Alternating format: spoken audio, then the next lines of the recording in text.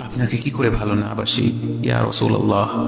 যখন আপনি আমাকে ভালোবেসেছেন সেই 1400 বছর আগে, যখন আপনি আমাকে মিস করতেন, আশা করতেন যেন আমার সাথে দেখা করতে পারেন, অথচ তখনও আমি জন্মই হইনি। সেদিন সাহাবীরা আপনার চোখে পানি দেখে বলল, ইয়া রাসূলুল্লাহ, আপনি কাঁদছেন কেন?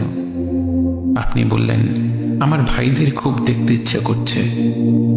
সাহাবীরা বললেন, আমরা কি আপনার ভাই নই ইয়া রাসূলুল্লাহ? আপনি বললেন, না, তোমরা আমার সাহাবী। আমার ভাই হলো তারা যারা আমার পরে আসবে এবং আমাকে কখনো না দেখেও তারা আমাকে বিশ্বাস করবে। মৃত্যু শয্যায় শুয়ে আপনার অন্তরে এই চিন্তা ছিল যে আমাদের পরিণতি কি হবে।